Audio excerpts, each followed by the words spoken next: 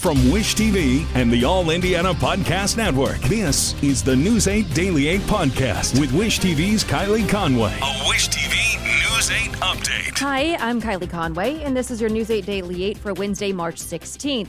A gorgeous day in store. After a cool morning, we're going to have lots of sunshine, staying dry, with highs in the 70s today, even warmer than yesterday.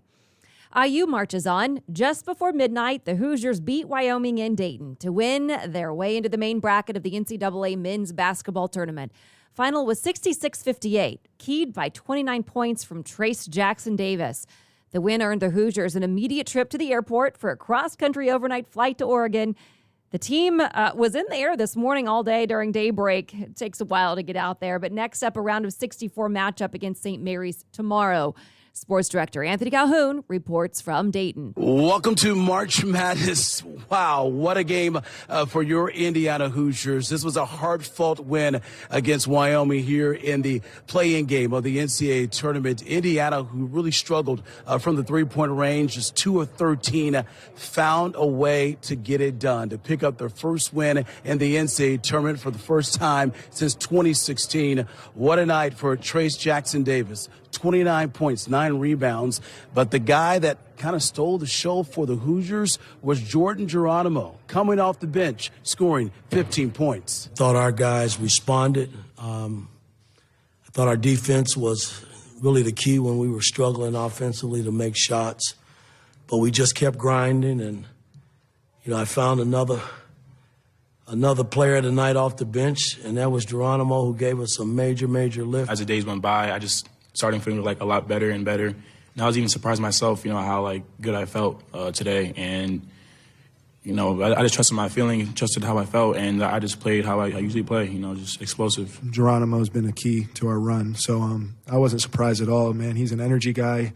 He's going to go rebound. He's going to go get things at the top of the backboard and dunk it hard. So I'm happy for him because he's performing at a really high level for us, and without him, we probably would have lost that game. So credit to him. So Mike Woodson and the Hoosiers' work is done here in Dayton in the first 4. Now they get ready to advance in the NCAA tournament, heading out to Portland, Oregon, as they get ready to take on St. Mary's. Anthony Calhoun, Wish TV, wishtv.com, and be sure to follow us on Facebook. Tonight, Notre Dame gets its chance to move on. The Irish and Rutgers play a first 4 game in Dayton. Both are 11 seeds, playing for the right to take on Alabama and San Diego. Notre Dame and Rutgers tip off tonight at 9:10. Purdue starts its quest for the national championship Friday. The Boilermakers are a 3 seed. They're taking on Yale. It's the 5th straight year Purdue has been a 4th seed or better. The game is Friday afternoon at 2 in Milwaukee. One day left to join our basketball bracket bonanza. It's free. You can win prizes. The grand prize this year is valued at $1,000. You can register at wishtv.com. You do need to fill your bracket out before tip-off of tomorrow's games.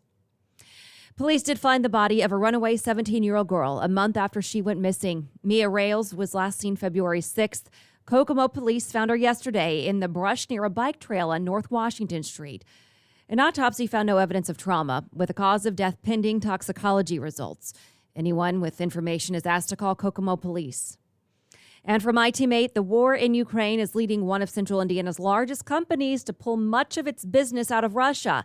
It's the latest of several moves from Lilly. So we showed you earlier this month on Wish TV the colors of the Ukrainian flag shown at the company's campus downtown. There's now a new statement from Lilly. It says the company has an ethical and moral obligation to help alleviate human suffering. Tim Fort is a professor of business ethics at IU. He explains the power business relationships can play in a global political crisis. Sometimes an event comes up that speaks to them as human beings, and they will say, we're not doing this. We're taking a stand from a pure ethics perspective of saying, the greater good is going to be for us to abandon this now, find more secure ways in order to provide those products in the long term, and get the heck out of there. A spokesperson for Lilly says the company's focus is protecting employees in Ukraine. The company says profits generated from sales in Russia will be donated to humanitarian relief organizations. And Ukraine's President Volodymyr Zelensky is addressing a joint session of Congress as I record this podcast. It's set for 9 o'clock Eastern Time. The virtual address is just about to begin. There's no doubt you're listening to this after it's over, so you can go to wishtv.com to find all of it. We did carry it live. The speech comes as Volodymyr Zelensky gives his clearest indication yet that Ukraine will not be joining NATO anytime soon. It's been a point of contention with Russia. Zelensky talked about it yesterday in an address to the UK-led Joint Expeditionary Force.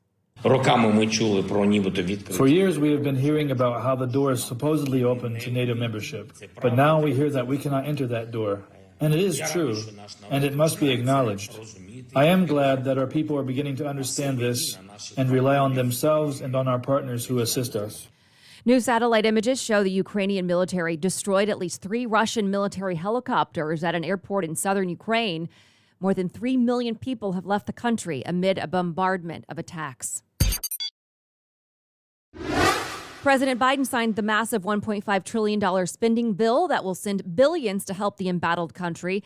The bipartisan bill allocated $13.6 billion for humanitarian, security, and economic assistance for Ukraine and its allies. That includes deploying troops and defense equipment to the region. The measure also provides funding to keep the U.S. government running through the 2022 fiscal year, which started in October. And this morning in Indianapolis, decisions are in for 2 downtown bars. One loses its liquor license, while the other has one last chance to make changes. We've been following the trouble with Tiki Bob's and Taps and Dolls. The president of downtown Indy says Indy Metro Police over the past 3 years have been collecting information on the 2 bars. After hundreds of incidents, both inside and outside the establishments, Taps and Dolls lost its liquor license, while Tiki Bob's is getting another chance to redeem itself. We were disappointed, frankly, in the outcome that they both didn't receive the same recommendation.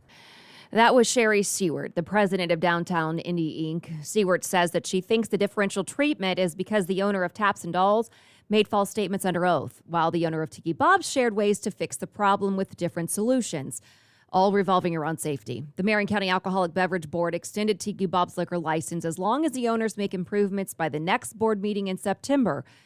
News 8 did reach out to Taps and Dolls for comment and didn't hear back. Ford has decided to send out some of its most popular SUVs without a working option. It's because of the chip shortages plaguing the auto industry. Ford confirms it will send out some Explorers without rear seat controls for air conditioner and heat, with the promise of activating it later when chips are available. For now, the vents will still work, but the driver will control the flow. Ford says the move will head off the long wait many customers face for a new Explorer. And the Indiana governor has signed new election rules into law. Counties will need to get voting machines that provide a paper audit trail by July of 2024.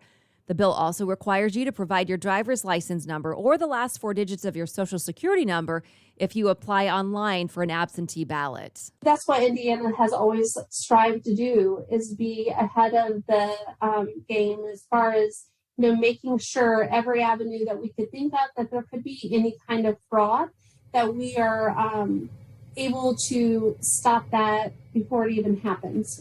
The Secretary of State's office says 11 counties already have all of the machines they need, and 36 counties say that they still use paper ballots and won't need to make changes. An Indiana woman is in custody for her role in the January 6th Capitol insurrection. Federal authorities arrested Nancy Barron yesterday morning after she surrendered. She's from Patriot, Indiana, and is facing 4 charges related to the riots.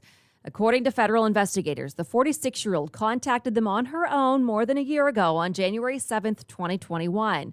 The FBI says it found multiple photos and videos of her inside and outside the Capitol. They say the video shows Barron walking towards the chamber doors and asking where House Speaker Nancy Pelosi was. According to agents, she lied during her official interview, claiming she was pushed into the building before searching for an exit. A 4th dose of the COVID vaccine could soon be available for anyone over 65. Pfizer applied for emergency use authorization for a second booster shot.